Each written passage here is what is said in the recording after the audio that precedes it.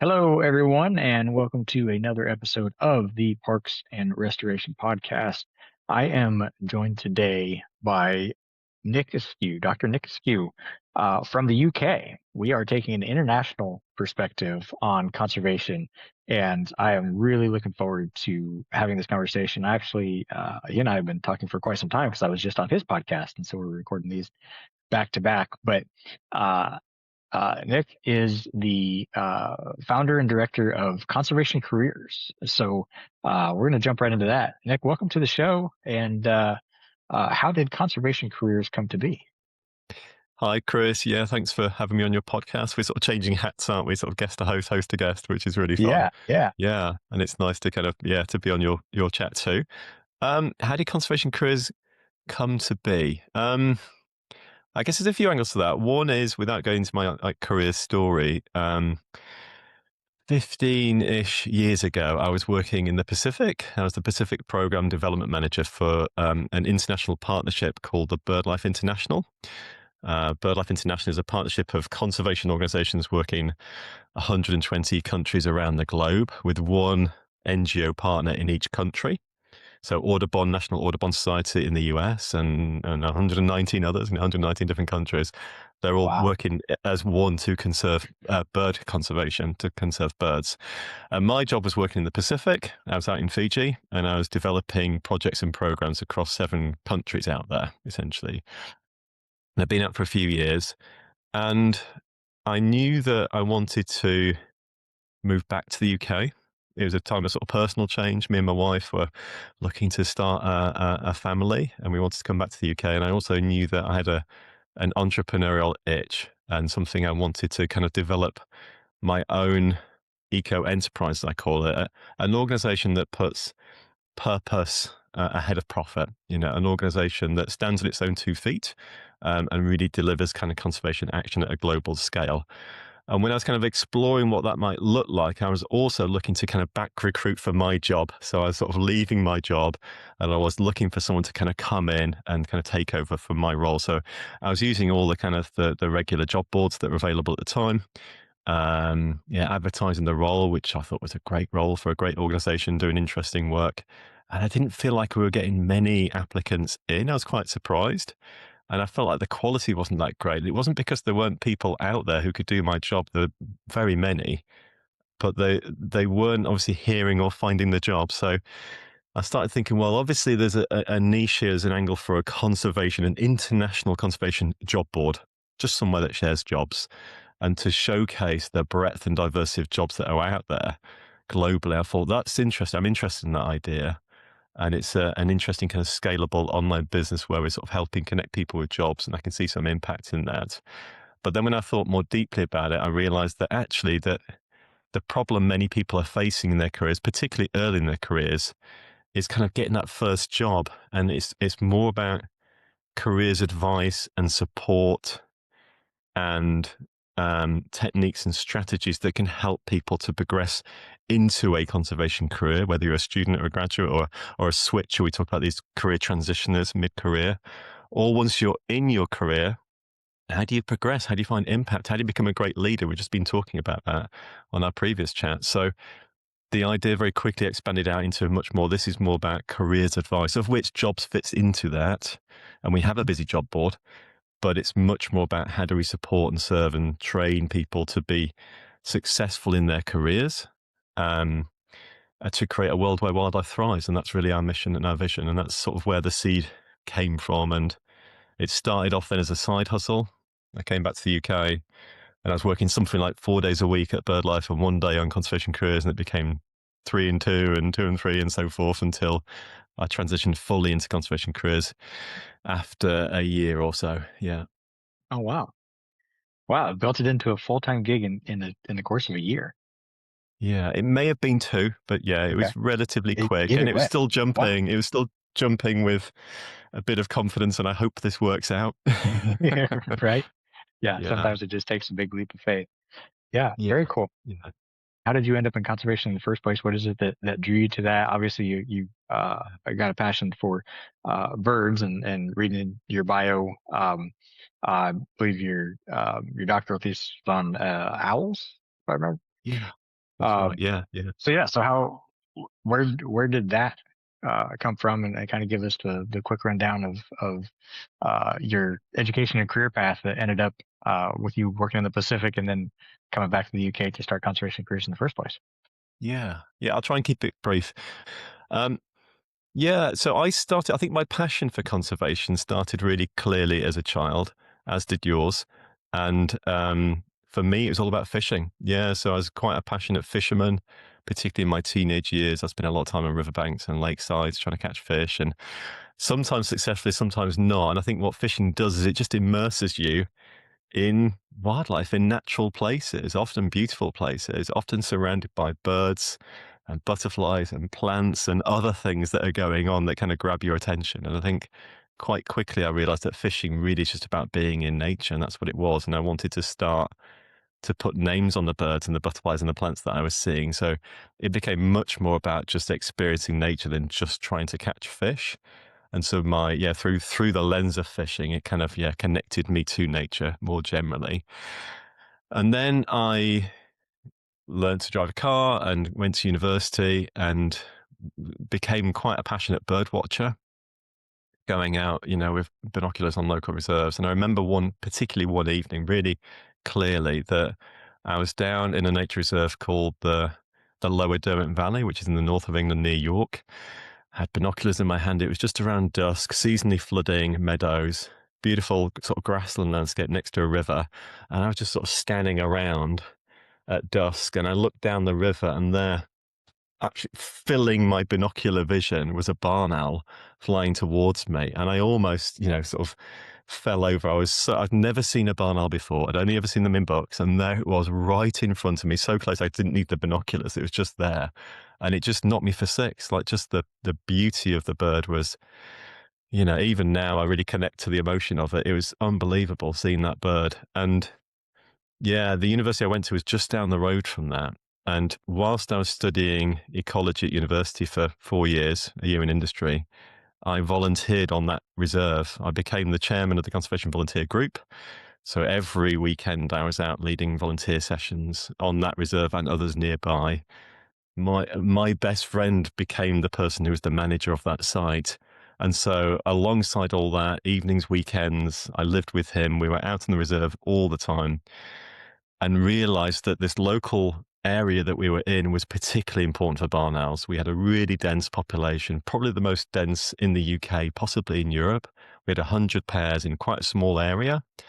And so we started thinking, like, why is this landscape so good for barn owls when they're in decline elsewhere? Why are they thriving here? What can we learn about this population that we can apply elsewhere and share lessons around? So that became the focus of my PhD, understanding like the behavioral ecology of barn owls, following them around, radio tracking them, ringing the chicks, trying to understand how they were using the landscape and what about the landscape was unique in helping to support such a healthy population, and then predicting where else we should be doing conservation measures and what they should be.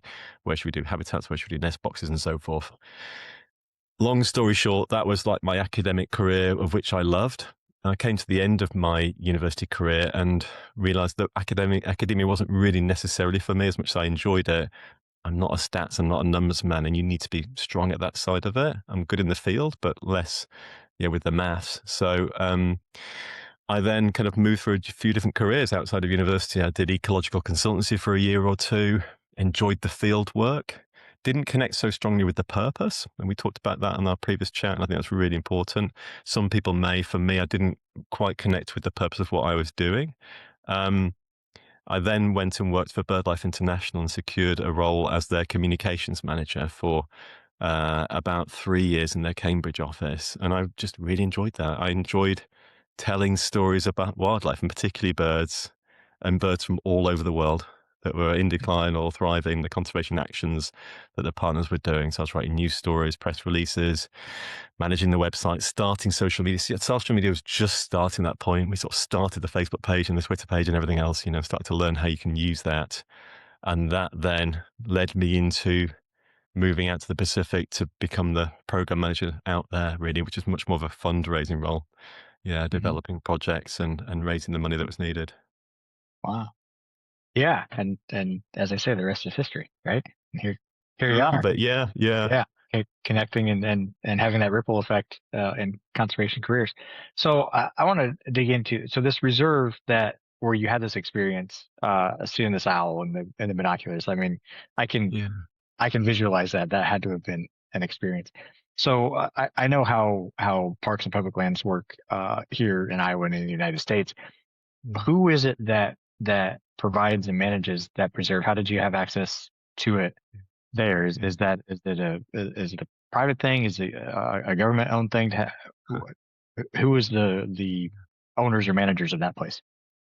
Yeah, so the Lower Derwent Valley, which is an area, a floodplain alongside the River Derwent, just outside of York, is managed in partnership with three or four different landowner types, you might say. Okay, So one is the farmers, yeah, who manage a lot of the meadows and own the land around the seasonally flooding plain, which is the National Nature Reserve itself. And then the designated reserve areas is managed really by two organizations. One is a county-based organization called the Yorkshire Wildlife Trust, yeah, which is one of 50 different wildlife trusts that all come together under a Royal Society of Wildlife Trusts. We've got lots of wildlife trusts here in the UK that manage their local okay, sites, which might be similar, might not to how you work. I know you're pretty more sort of government.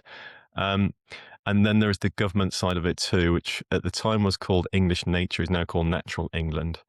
And they are the government body that manages sites for nature. Yeah, okay, and our civil servants. And then there's another piece of it, which is there is a private trust foundation. I'm not sure they're a company, they're more of a trusted foundation that's been set up to manage pockets and to buy pockets of the area specifically to conserve wildlife. Yeah. So it's a hmm partnership really between charities, of which there are two or three different types, the government, of which there's the National Statutory Body for Wildlife Conservation, Natural England, and we have the same in Scotland and Wales and Northern Ireland. And then there is the local landowners themselves, the farmers. uh, that's that's neat. It's that's a very different system than what we have here. Usually anything. So is this reserve open to the public? Yes, areas are. Yeah, so there's lots of bird hides and walks you can go on. You can go into the reserve and sort of watch the birds. From sort of managed areas, most of it is fairly private there. Most of it you can't just Okay. wander across. Yeah, it's managed privately for the wildlife. So we have almost like a honeypot effect. There are places where if you want to go and see them, you can go see them here and here and here. But as a volunteer and as working with the manager, we had free access over the Mhm. site. Yeah. So that was very, very privileged. Yeah, very grateful for that. hmm Yeah. Just the thread that I'm following here is I recognize that there's different ways of providing access to places, Mm, and in so doing, you're providing opportunities for people to potentially have experiences.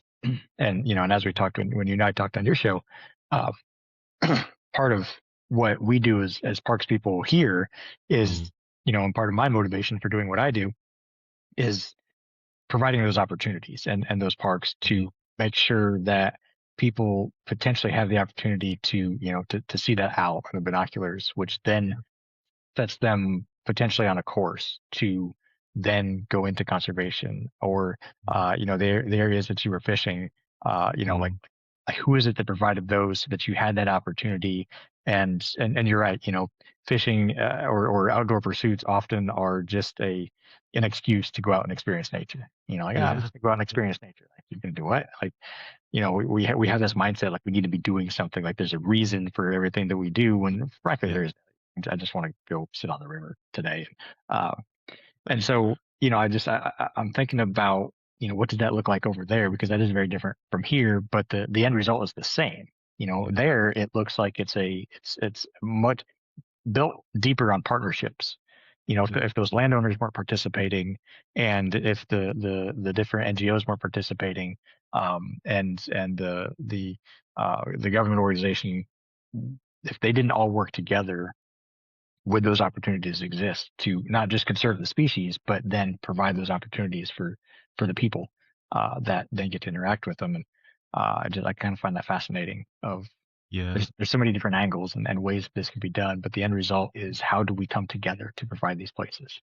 I like Yeah, when I was hearing about your story locally, Chris, like it did resonate quite strongly with my experience in the Lower Derwent, actually, yeah, of actually, connecting with local people, communities, schools, yeah, landowners, farmers, businesses, yeah, yeah. lots of people would get involved. We'd have walks and talks, we'd have volunteer days, we'd have whole kind of events over weekends as well, bringing people together, showcasing wildlife, Mhm. lots of ways to get involved.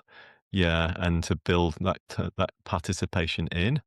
And these are, there's probably, I don't know, 20 or 30 or so villages around the area, and they were all proud of their landscape, and their kids were kind of connected to what was going on, and yeah, the university and local organizations as well. So yeah, Yeah, it's there's a lot of crossover. It's the way you get things done, isn't it? In conservation, is you can't absolutely. do things on Yeah. your own. We talked also, a lot of people, myself included, as you just heard, get into conservation because we really care about wildlife. For me, it was birds and fish and fishing and barn owls and so forth. But very quickly it became about people and how can we motivate and support, and use the words like ripple effect with conservation careers. Yeah. And that's a really good way of saying what it is we're trying to do, actually, because I think I took the conscious decision 13, 14 years ago now that I can sort of do my own thing, and I'm happy with what I was doing, and playing with where my impact might be. Is it locally in a Lower Derwent with owls and owl boxes and nest box schemes and so forth? Or is it at a wider level with communications and raising awareness and sharing messages, which I knew was making a difference, but couldn't quite pinpoint what difference that was making, and wasn't quite connected to the impact as closely as I couldn't touch it and taste it and feel it, to fundraising where the impact for me was more tangible. I knew I helped to create this project. I knew it raised X thousand pounds or whatever, and I can see how that project is now progressing on the ground. And I knew I was part of that chain of action, if you like, to conservation careers, where it's like, well, I can do my own thing, or I can help, thousands of other people do that as well. Yeah. Mhm. And Yeah. really it's more about connecting the right people to the right jobs and sort of setting them free and firing them up a little bit. Yeah. Because I can Right. feel there's going to be more impact in that. And I like that.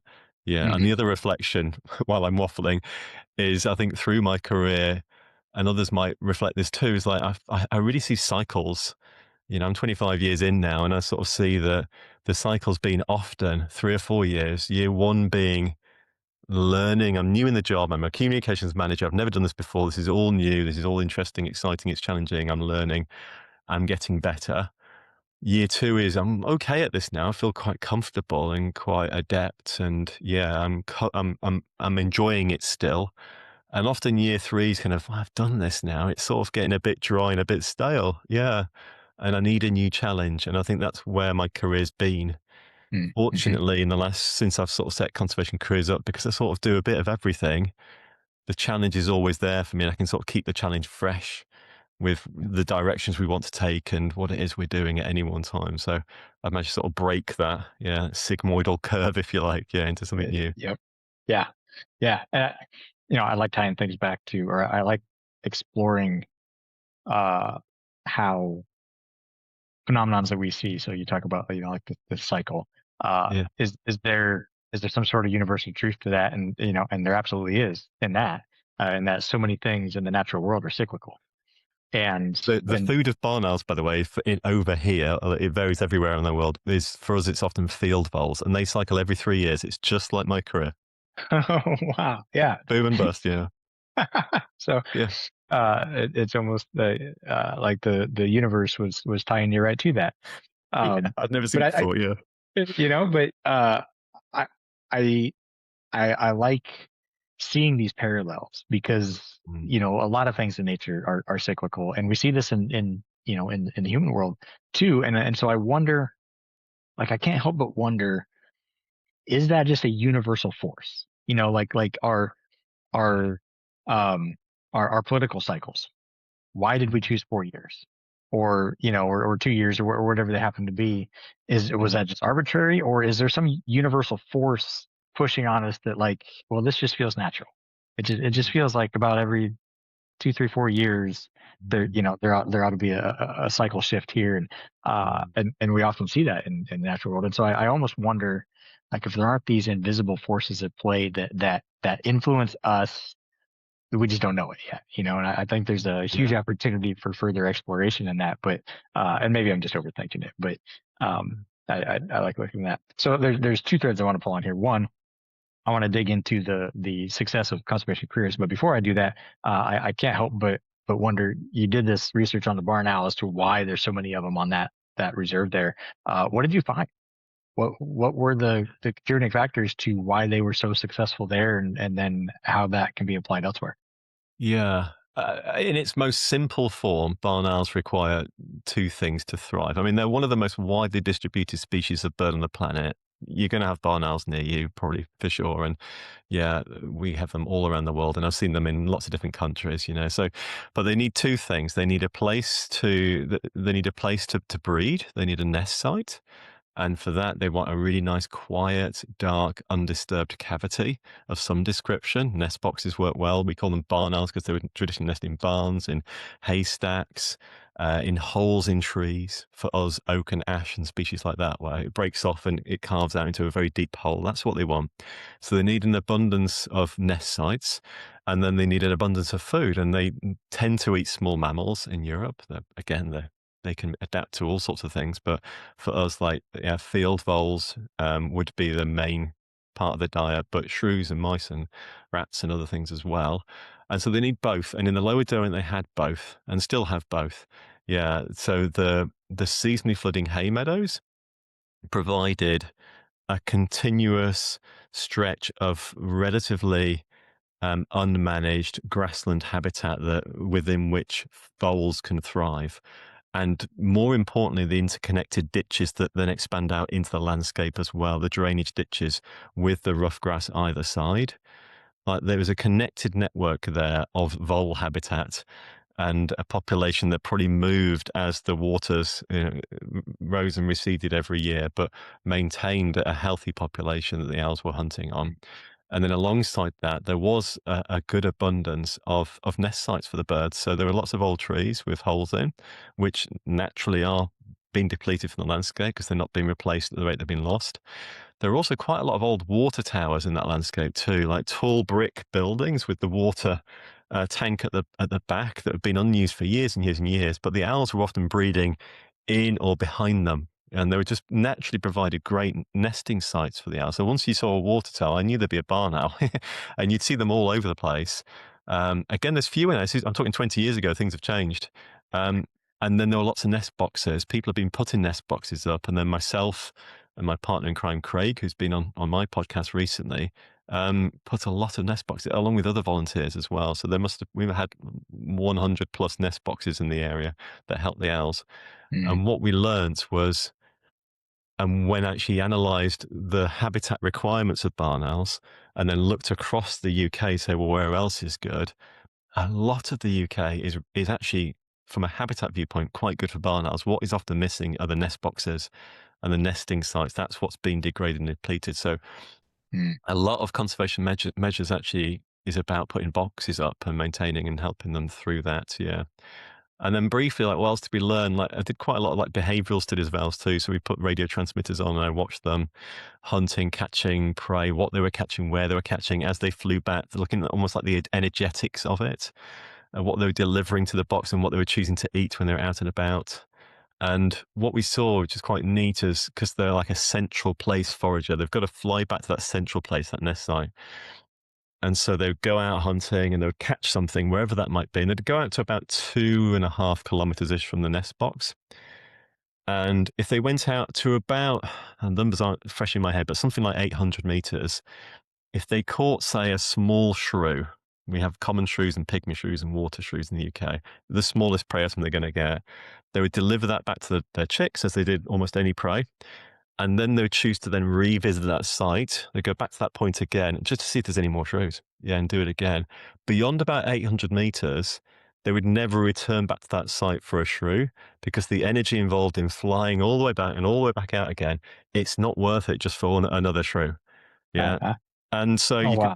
you could plot out on a graph distance from nest with prey size, and you get these sharp drop-offs. You return for shrews up to 800. You return for voles and mice about the same size to about something like 1.5 kilometers, something like that.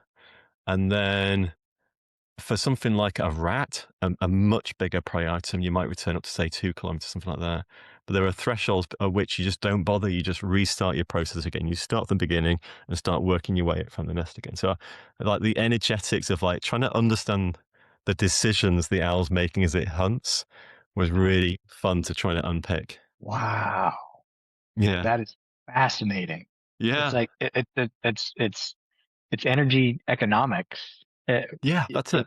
in wildlife. Like they recognize the law of diminishing returns Yeah, and recognize this isn't worth the energy expenditure to for the reduced payoff. And yeah. wow, that Yeah, and the home is range, the so territory is very small. They defend a small territory. The home range is much wider, and that really about 2.5 K is about as far as they'll go because it's almost never worth energetically. Therefore, right. flying for more than 2.5 kilometers with a prey item, you might as well just Yep. eat it yourself and keep going, and that's kind of what they do. But that's not It, that determines the size of their home range. It's just that energy okay. payoff, the trade-offs Yeah. they're making as they hunt. Yeah. hmm And so I guess that would probably lend to nest box density then too, as far as nest box spacing. You will make sure that you got them to where those ranges would overlap. Then I would assume Yeah. anyway. Yeah, I mean, Um, again, they're not defending a territory, so you can sure. have several nest boxes in a home range or several Hmm. overlapping home ranges if you think about it like Oh, okay. that. Okay. Owl nests can be quite close to one another. Ah, right on. Yeah, Okay. yeah. But how far they go is sort of 2.5 K, and we try to put like two boxes up in every 1 kilometer square. That was a sort of rough rule of thumb. Yeah. Yeah. There's a parallel with this. Here around here, we have done a lot of habitat management for Indiana bats, which are an endangered species here. And we have found that their nightly foraging radius is, I think, usually average about 2 miles. And so Yeah. the way we've done it is we've tried to, so we'll take areas where we know we have them. We've done acoustic monitoring where we find out we have them, and then we'll draw a 2 mile circle around there and say, okay, where's where's habitat that we could put in so that we would have overlapping circles on this radius so that we can Huh. start building this corridor on down. Yeah. And what we found is that so we have a creek, small river that runs through our county here.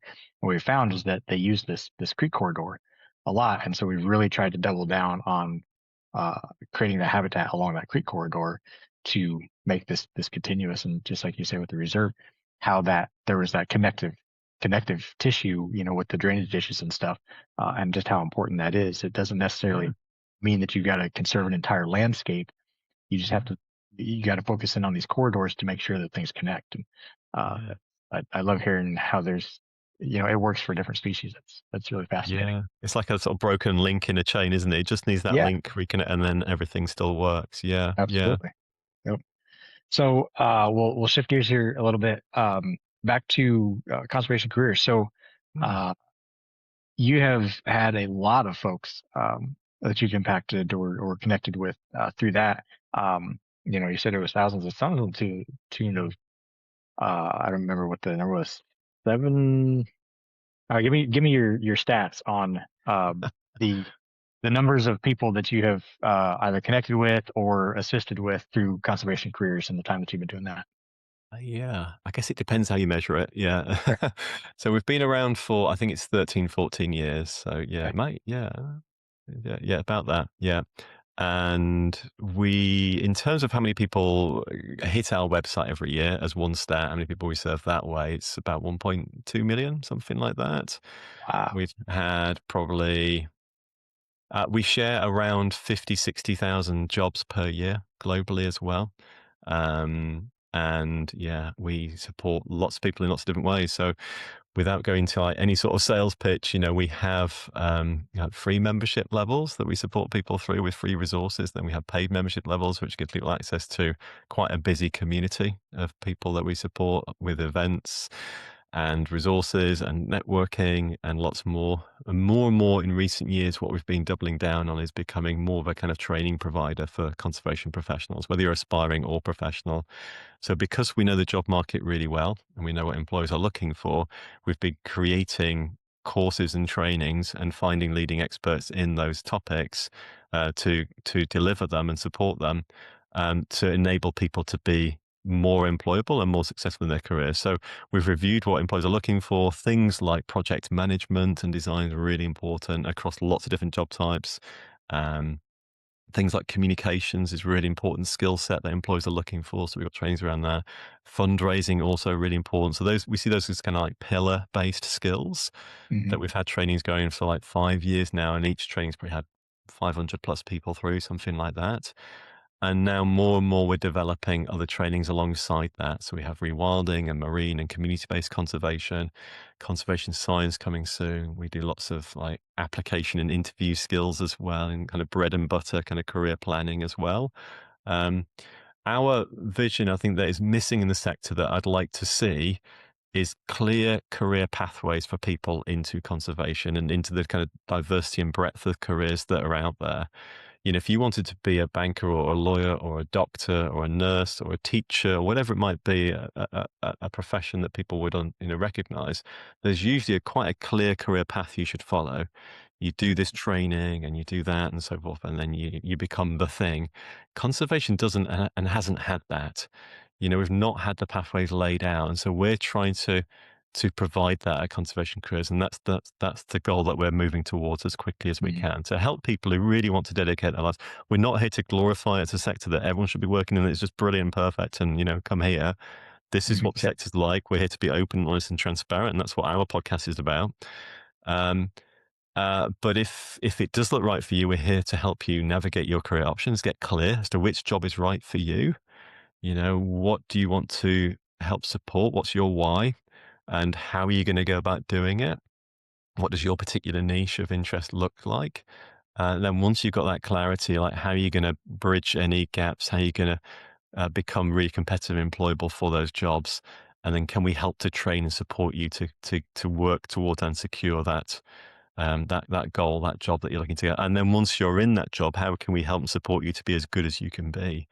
Yeah, and Hmm. thinking also about sort of leadership skills and work life balance and well being also within careers. So we're here to provide like a holistic, career support community from early interest to thriving leader. Yeah. Yeah. I love that, and I'm thrilled that you've taken up that charge to do that. So, having talked to employers from around the world, what are they struggling with, kind of universally? My guess is I can guess, but because it's probably the same that we struggle with over here. But what are some of the common struggles that you see, that you're hearing from employers as to what they're not finding in the up and coming workforce? Um, and then maybe what have you seen, from a global picture of like what is unique maybe to certain areas or certain disciplines within the world of conservation? Yeah, good questions. What are employers struggling around? I think, well, for a start, volume of applications. There's a lot of people that want to work in conservation. Yeah, and the jobs, particularly entry-level jobs, can be quite competitive. So I think early in the job hunt, where we support people quite a lot, it's really about getting clear and putting in really good quality applications once you're ready, and making the hiring managers and the organizations on the other side of it, making their job really easy to see how you fit what they're looking for, how you're showcasing your experience, your evidence, your value, whatever you want to call it, and you're putting in good applications that just make it easy for them to invite you to interview and to understand who you are. So there's a tension there around the quality of applications and the volume of applications that employers are receiving, during that kind of the recruitment process, that we help and sort of serve our audience with. I think in terms of like applicants and what they're bringing to the sector and where organizations can somehow struggle, I think there is one is around the sort of softer skills when we look towards like early graduates, early career, less so for switchers and transitioners mid-career because they've already got probably half a career behind them, and they actually have examples and experiences and life skills that really translate often very well, and perhaps that people don't understand how well they can translate into conservation and how much we need them. Um, but for people, coming out of the university sector, if you like, then academically they can be quite strong, but actually, and we've talked about this already today, it's the people skills, I think, that are really vital that can make the difference.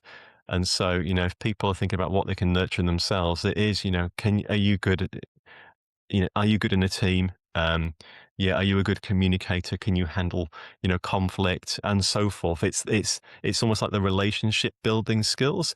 Right. And then alongside that, I think also just like the professional skills about not just about how you manage a conservation project, but how do you manage you and your workload, I think is really important. How do you get work done? Yeah. Are you good at managing your timelines? Are you organized? Are you, yeah, it's those sort of professional skills that I think, help the individual to thrive and help an organization to kind of bring staff in that have impact. So I think there's, yeah, alongside the technical skills, it is the kind of the professional skills. And again, that sort of shows where organizations I see and speak to, they are looking more and more, particularly sort of mid-career and above. They're looking to hire from outside the conservation sector a little bit more than ever Mm, before. Yeah. So yeah. particularly roles around like communications and marketing is a good example. We need more people supporting conservation and action. We need to grow the sector. We need to grow our impact. We need to grow the finances in the sector and so forth. The amount of people that are working in it, and it's faced all sorts of challenges in recent years. And one way to do that is to share better messages, connect more with target audiences, and comms and marketing skills are so important in all of that, raising memberships, campaigns, appeals, whatever you want it to be. And the people with those skills are often not found in conservation. They're Yeah. found in Pepsi and Virgin and so forth, Right. Yeah. and they're often the people who have the skills and they actually have the passion as well and the purpose. They'd love to do it for conservation. It's sort of connecting those dots. And so Mhm. organizations are bringing in people and they have all sorts of amazing entrepreneurial, like commercial skills, which are really beneficial in this Yeah. sector too, that can help us break beyond quite a charity-based, sector. Yeah, Yeah. I mean, Yeah. a large portion of the sector is NGO charity-based, which does amazing work, and we all love the work that they've done. But also, I do feel it's limited by how much money it can raise through donations and appeals, and there's a glass ceiling of like trying to raise the planet on our spare change. I heard someone say, and I think Yeah. that's a Yeah. really good way of thinking about it. We need the charity sector. We need to grow it. We need it to be as brilliant as it is and get bigger. But I think we need other models. We need new financing models that are more commercial driven, actually, that deliver impacts for wildlife. And that's the other, I guess, tension. Yeah. Yes. Oh, I I love this, and it's fascinating that you bring this up. Again, universe is throwing me a bone here. I'm going to have a conversation with it's called the Great Outdoors Foundation. So they're one of the I'll call it the biggest foundations, or getting to be. They're on their path to be a really big foundation here in Iowa, and um, that is the approach that they're taking, is that we're not going to meet our conservation goals on people's spare change. We need to Mm, bring in corporate sponsors and be thinking outside of this idea of the people, the conservationists, the people that graduated college with a conservation degree are going to be the ones that do it. No, I I have a wildlife management degree. I am not a fundraiser. I'm not a mm, marketing person. I am not a mm, salesperson. I'm but I need that in my organization. yeah. So that would bring me to a question that would be applicable to those of us in this line of work. So let's say we see the value of this and we recognize, okay, we need to do a better job telling our story. We need to do a better job of mobilizing our customer base, or just getting more people excited about what we do. Um, and having wildlife people putting up Facebook posts or building a website is going to look like a wildlife person, is managing a Mhm. Facebook page, building a website, I've done that many times. Yeah. right? And it's often what we get to do, because we have to be the jack of all trades and just do all this. Yeah. How do we, as professionals, go to our leadership, whether it's the director or the board or the council or whatever it is, and make this case of, look, Mm, or even just our industry for that matter, of mm, look, we're a conservation organization. We're a parks organization. We want to hire non-conservation people. We want to hire non-parks people.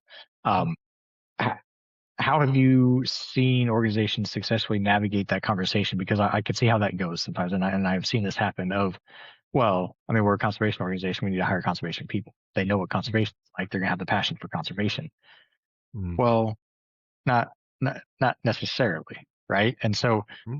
how have you seen organizations navigate that successfully or otherwise? Or what would be your recommendation to those of us in this profession that maybe recognize the need to break out of our normal paradigm and expand our reach a little bit into folks that maybe they're not one of us, that Yeah. they didn't come from this background.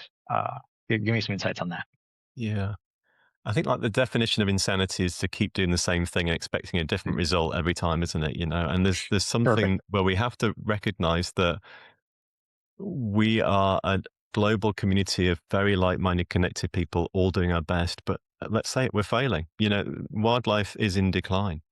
Yeah, and Yeah. it's not for want of our better efforts. So we need to find new ways of doing things at a bigger scale to have our impact and quickly. And I think for that, we do need a more entrepreneurial approach to conservation.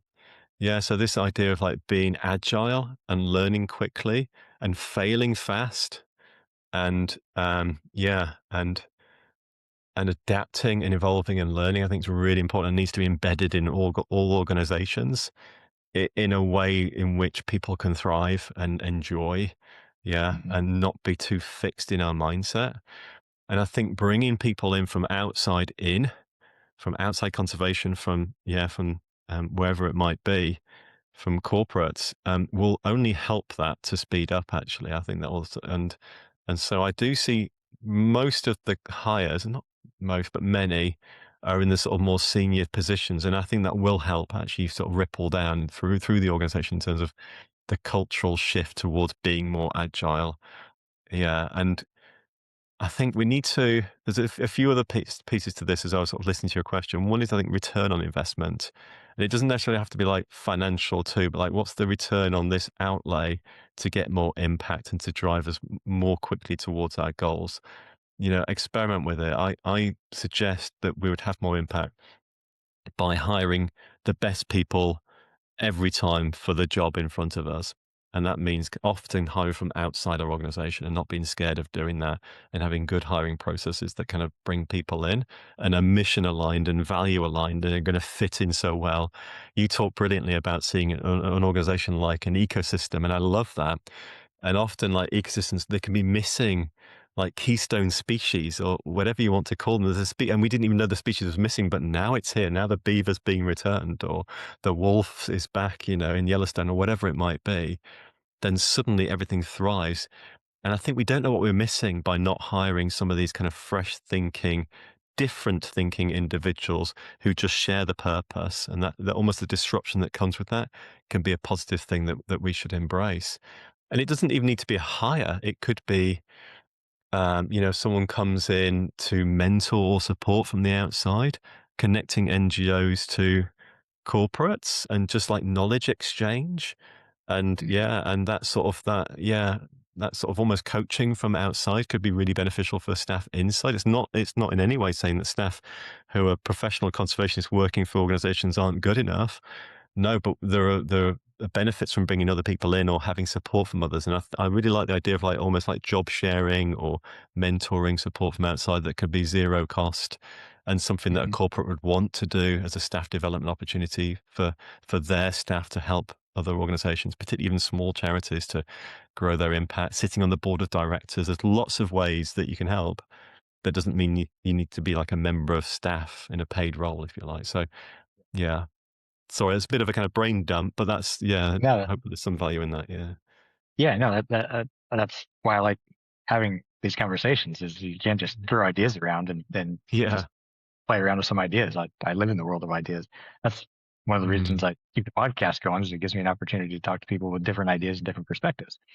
yeah. So as to speak of that, I keep pulling on this thread a little bit. You Let's say we get break our silos a little bit and bring someone in from the outside, bring uh, someone into the parks world that isn't traditionally a parks person. They come from a different industry. What would be Yeah. your recommendation, or what have you seen organizations do that helps integrate them? So it's not like you've got the parks people, and then you got this marketing person that you hired, or this financial person that you hired that they're not really a parks person, they're not really a conservation person, and they end up feeling like the odd person out. because Mm.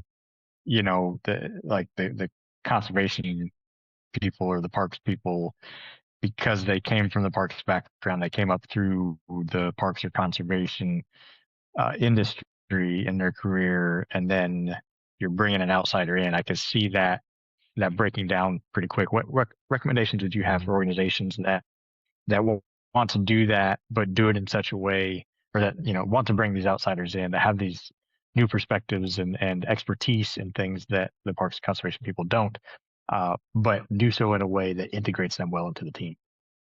Yeah. Yeah, it's a really good question. Um, I'm not sure if I have examples of it being done well. I can think of my time at BirdLife where we brought people in and that was really beneficial.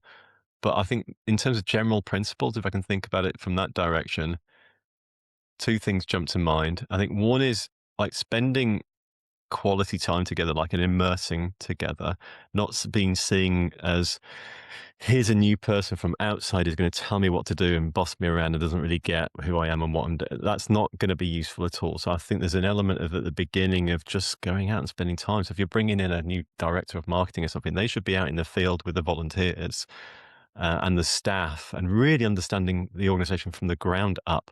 Like, how does this work? Who are the people? Yeah. What are the tensions? Where are the challenges? Yeah, what are we doing? How are we functioning? You need to go and visit the projects and see it and understand it.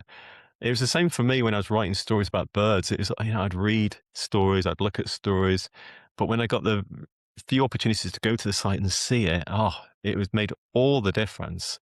I understood it and the people and the context, and then that was the rocket fuel that meant I could go and talk about it more clearly and more passionately, but also I understood the staff on the ground and they understood me. And so I think there's an element of just spending time together and yeah, and not just parachuting in with change in mind. Um, I do think there's something around kind of the language that we use too in the communication in conservation. We seem and we use a different language to like commercial organizations. And there's a there needs to be kind of like a middle ground of like removing jargon and things that are quite exclusive and kind of put you as a trained conservationist or not, and actually being able to kind of talk on a level. And again, spending time together is going to help there. And there's something also about attitude and mindset too, I think, again, about coming in and or at least being seen to come in to make change and to be the expert in quoted marks. I think what we need more of is creative thinking and agility and ideas and experimentation. And that needs to be done in partnership, with the existing staff. And you need to be kind of brought into the ecosystem of the organization and not just to be the ideas Mhm. person. You need to be on listening mode. Yeah. And really integrating and then embedding that so things can act quite quickly. I think there's something in that as well. Yeah. Mhm. Yeah, I like that. And that's one of the things I teach is that one-on-one time, just being intentional about spending time together and getting to know the people around you as people and not just as an employee or as a coworker, but seeing them, getting to know them as the person, and in so doing, you kind of you build that community, you build that tribe uh, within your organization, and you get more cohesiveness that way. I think Yeah, and I guess that's there's that CEO concept of like the first 100 days type thing, isn't there? yeah, You've probably heard yeah. that, yeah. And really, the first period should just be about listening and watching and building relationships before any ideas or change come. Yeah, and I think that doesn't necessarily just apply to a leader. That should be almost everyone. Yeah, Whilst at the same time, the tension is we don't want to just keep doing things the same way they've always been done. right. So it's just about, yeah, gathering the ideas and saying, right, here's the opportunities. And I love that. Is it the Pareto principle, the 20% of things you do that create 80% of your impact, that 80-20 rule that you see Yep. almost everywhere, coming back to the maths that's, shown throughout everything that we do. Yeah. Yeah. And the recurring themes. There's something that I find that really useful. Mhm. Standing back and saying, what is it that we're doing it as an organization that really is moving the needles. Yeah, because the other stuff we can sort of just dial it down and just focus in on this. And fresh perspective really helps with that. Mhm. Yeah. So you bring up a principle. So there's also another principle called I think they call it the Peter principle. and that's people will get promoted to their level of incompetency. Yeah, Uh, right. and so, a lot of conservation professionals get promoted into leadership without training. We Yeah, go to school. I went to college and got a degree in wildlife. There was no leadership training in any of that. yeah, As I rose up through the ranks, there was like these management courses you get sent to, and they're just, like teach you HR stuff. So, what are you seeing as far as leadership development? What are some of the most successful things that organizations have done to develop up and coming leaders? It's one thing mhm. to develop, say, an intern that you got working for you for the summer to prepare them to get into a full-time job. Like that's one thing. Kind of talked about that a little bit. But how do you develop leaders? And what have you seen from organizations that you've worked with, or companies that organizations that you know about that have done this well or otherwise? Yeah, we have our own called professional development program where we support kind of mid and senior level professionals. And really, what the basis of that I think is quite successful is it's kind of coaching led support for senior leaders. Yeah, and I say the mid career professionals too. So what at the beginning of the career, where really we started out at Conservation Career supporting the aspiring conservationists to get their first job. That was the tension, the pain point that we were looking to really pick off. And really, the the goal there is shared and universal. It's I want to get a job. How do I get that first job? But once you progress in your career and you have that first job, then the goals shift and they vary and they diversify for individuals. For some, it's about like how do I manage tensions within my team or conflict? How do I manage my work-life balance? Yeah, how do I not burn out? Yeah, Right, how do I yeah. manage imposter syndrome and confidence at Oh, work? yes. How do I manage staff and programs and budgets and resources and spreadsheets? And, Yeah. it seems to be there's a lot of diverse goals as you go up through your career. So therefore, support for these kind of more senior leaders needs to become much more personalized and bespoke to them Hmm. individually. So, I think programs that really spend time understanding the individual needs and goals. What challenges are you facing personally? Where do you want to get to with those challenges in 6 or 12 months from now? How do you want things to change? Like what's the goal here? And really digging into that. And there might be things that sit underneath the surface in terms of beliefs and values and mindset that really need kind of working on. And a lot of the skills to help people through that, I believe, sit in the kind of coaching sphere. Yeah, it's about helping people to really understand themselves around self-awareness, and around kind of just realignment towards where it is they want to go and creating clarity for people as to how they might get there. And you can do that one-on-one as a coach and a coachee, and that can work really well. Mentoring can help too. Coaching being mainly asking questions, mentoring being more about answering questions and giving advice. Um, but it can work quite well in a group setting too. So we've explored that too. We have kind of group coaching as well in our professional development program where we have 6 or 8 people at a similar stage in their career. And they do one-on-one with the coach, but then they come together regularly as well as a group, as a cohort, and they kind of do shared group coaching around themes that kind of come up regularly across everyone.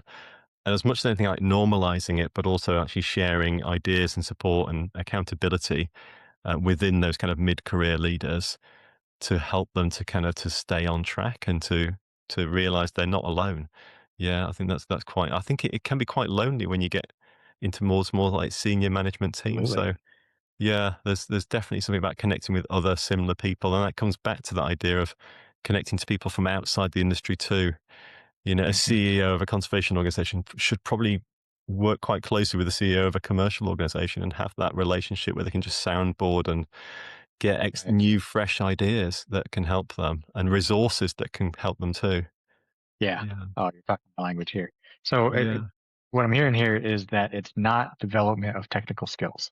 It's No. it's it's development of relationships, and it's development of it's looking at the individual and taking a coaching and a mentorship, and it's recognizing what's going to work for the individual in their development as a leader or as an up and comer, and as someone who's going to rise into higher and higher ranks. And that's what's going to move us forward as an industry. That's what's going to allow us to be more effective going forward. It's not just more.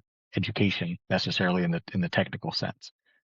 Yeah. And I mean, that's the whole core of the podcast that I do. This is better leaders, Yeah. better parks, better conservation. I want to start wrapping this up here. Where do you see the global conservation workforce headed in the next 5 years, 10 years, maybe? What's the workforce trend that you're seeing, and how can people inside, so existing conservation professionals, how Mm, can we either, if it's something that's working against us, how can we help kind of correct course, or if it's something that's going well, how can we expedite that process? What role can we play in mm, improving the state of the global conservation workforce in, going forward, mm. I guess, broadly speaking. Big question. Yeah. Yeah. Um, Things that come to mind as I listen to that.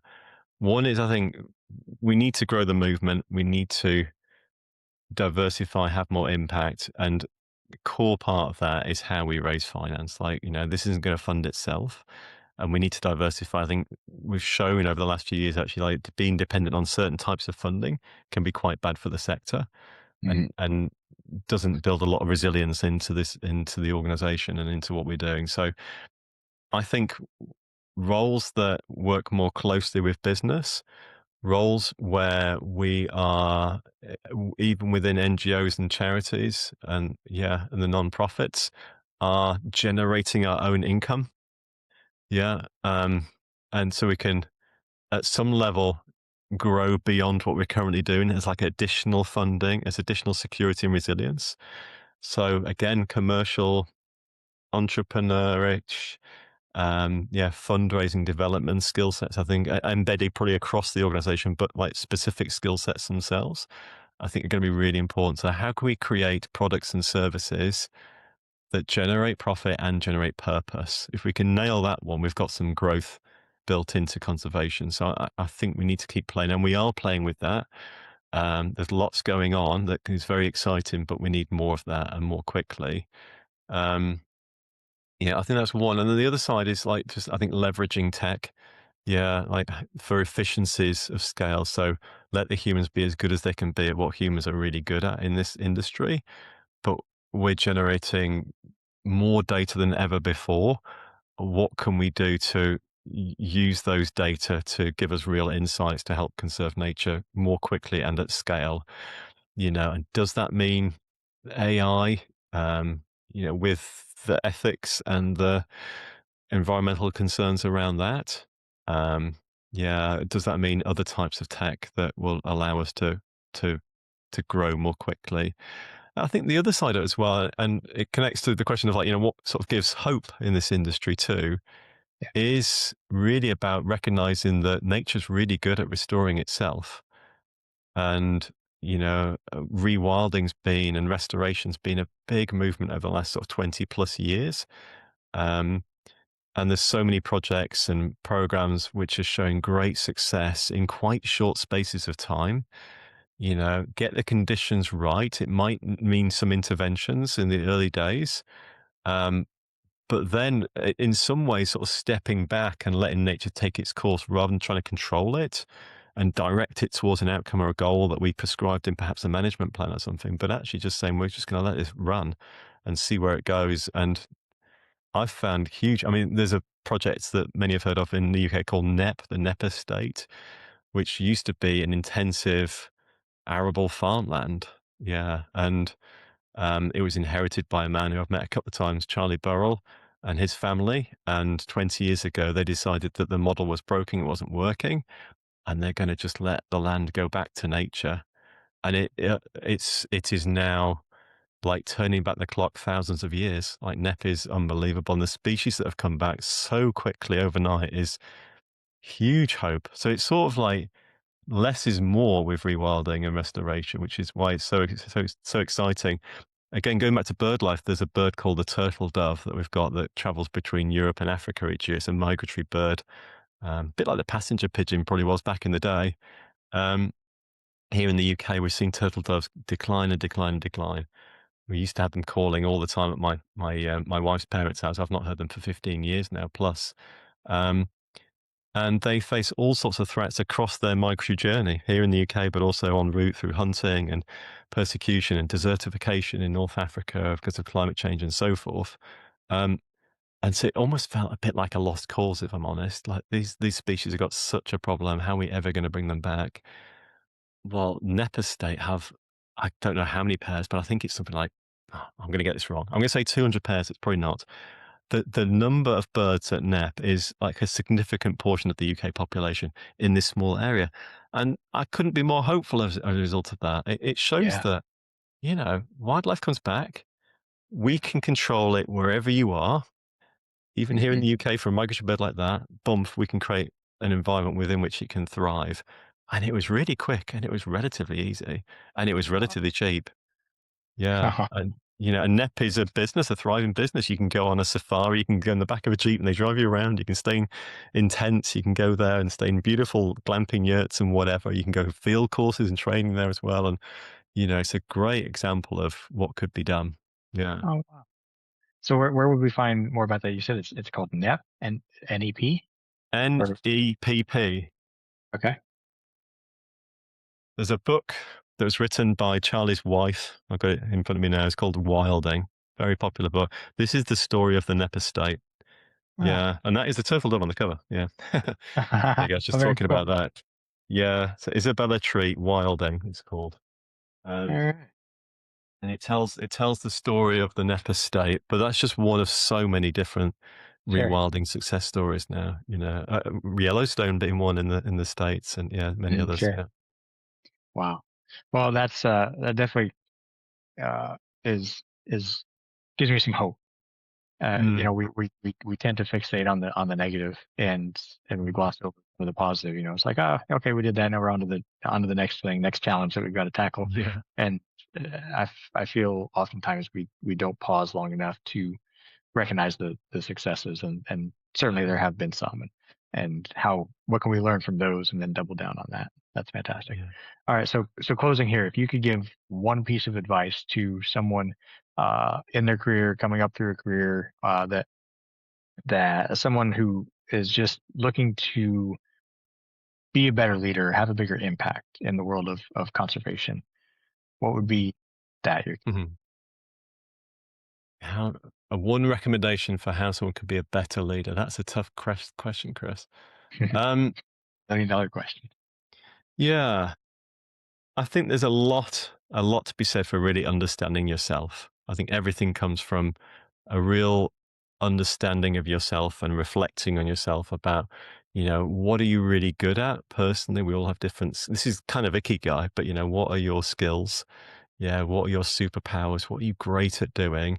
Layer on top of that the question of, what do you love doing? Yeah, and where's the overlap in that Venn diagram? Some of us are great at stuff we hate doing. You want to kind of focus in on the stuff that you really love, Okay. and is your superpower, your unique combination of stuff that you're bringing to the world. We all have something different, which is great, and that's our strength.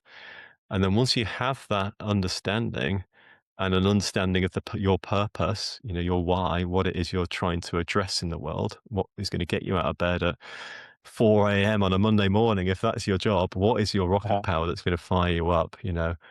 Once you've got that, then you can really connecting in quite an authentic and meaningful way with work and the world and with other people. Yeah. So it's about sort of being authentic, but there's a bit of work to be done on understanding yourself, I think, in the first instance. And I find that work personally really fun and really interesting. And whenever I talk to others and do it with them as well through our programs and projects, then it's so rewarding. But it does need a little bit of time because once you have that clarity as to who you are and what you're bringing to the world and your unique value, then it's just a case of sort of being let rip, really. It's about putting it into action. You can create a plan around that. You can figure out where it is you want to go with that. You can address and fill any gaps. You can be great at networking interviews and all the other stuff that is going to help you. But without the clarity in the beginning, you're a bit like a ship without a direction or a map.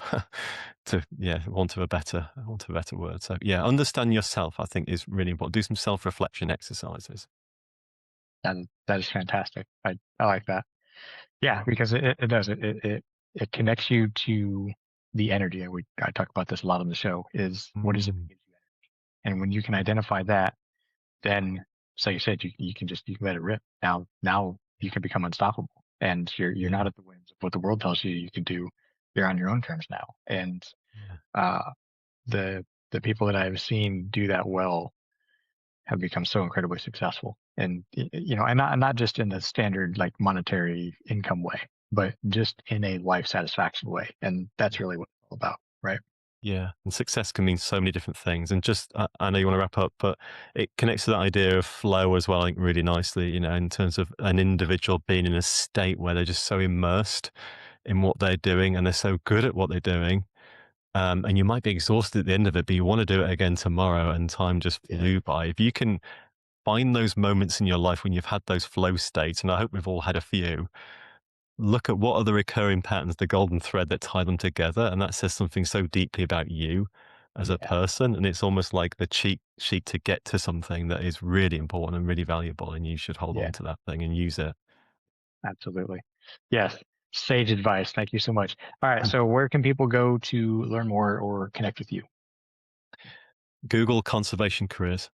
Yeah, Okay, you'll find us that way. We've got a website, conservation-careers.com. You'll find all our jobs. We have a busy membership as well, CC Pro, where people join our membership, gain access to all our jobs, a lot of amazing resources, a lot of community events. And we also have our CC Pass, which is our senior membership, which is more about training. So you get access to all our certified trainings of whichever dozen different programs now people can kind of go through at their own pace with expert support. Yeah, and you'll find we're quite busy, particularly on LinkedIn. Yeah, we've got quite a lot going on there. And if this is going out quite soon, in a few weeks' time, we're about to do a 5-day cover letter challenge on LinkedIn, Monday to Friday, starting, I think it is Monday, the 13th of April. I'm going to go live every day at noon UK, and I'm going to teach people across 5 days how to make a really good cover letter. Dead simple, step by step, 10, 20 minutes a day. Yeah. So if people want to come and watch and learn, yeah, I'll be there helping. awesome. Well, I certainly appreciate you doing that, and then folks can tune into Conservation Careers podcast. I think it's available on all Mm. the standard podcast platforms. So, uh, yeah, well, thank you so much for your insight and for what you're doing for conservation across the world. This is fantastic. It's been so great talking to somebody that's got this international perspective. It's been a lot of fun, and I'm sure we'll stay in touch in some capacity. Maybe have follow up conversations in the future. I hope so. It's been really nice. Thank you again for letting me come on your podcast too. It's been wonderful. Thanks, Chris. Absolutely. Thank you. Take care.